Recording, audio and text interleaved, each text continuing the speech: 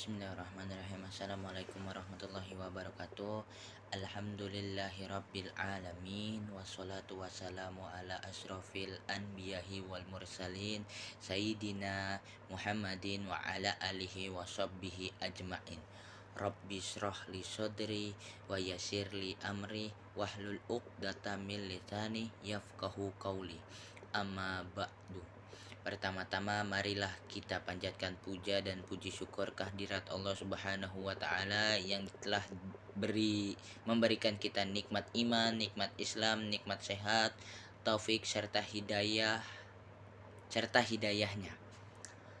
Salawat serta salam tidak lupa kita curahkan, kita haturkan kepada junjungan kita Nabi besar Muhammad Shallallahu Alaihi Wasallam yang selalu kita nantikan syafaatnya baik di dunia dan di akhirat.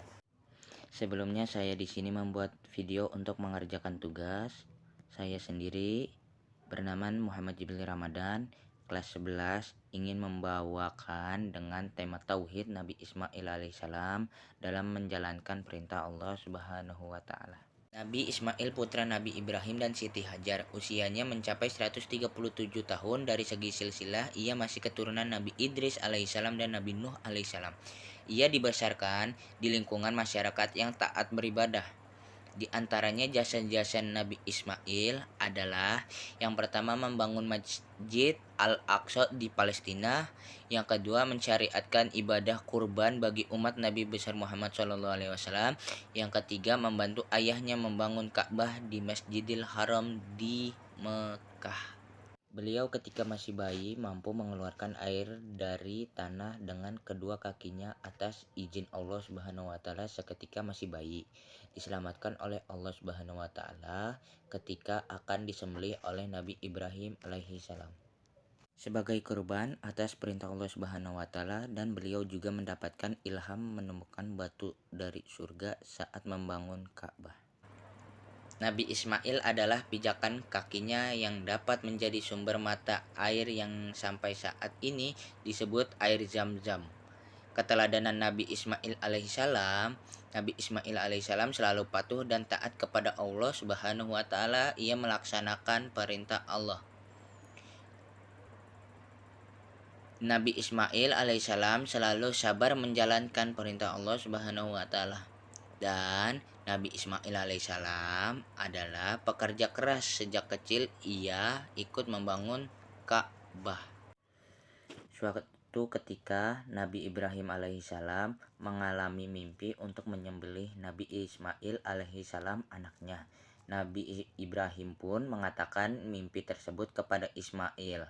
"Nak, sudah besar." Itu pun menjawabnya, "Hai bapakku, kerjakanlah sebagaimana diperintahkan Allah, yaitu menyembelihku.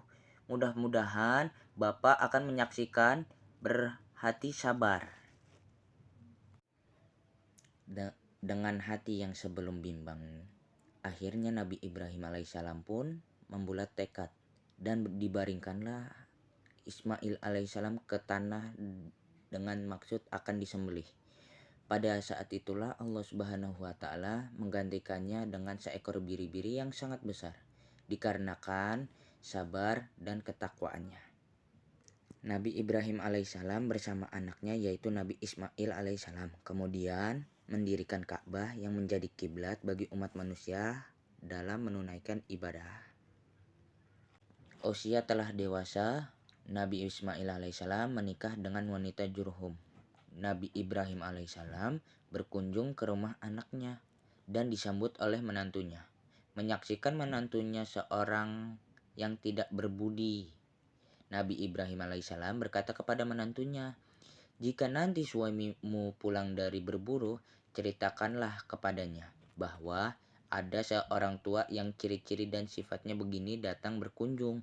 Katakanlah pula padanya bahwa aku tidak menyukai bandur rumahnya, hendaknya ditukar dengan yang lain." Berikut yang saya bacakan surat Asy-Syaffat ayat 103. Bismillahirrahmanirrahim. falamma aslama wa tallahu lil jabin. Sadaqallahul azim.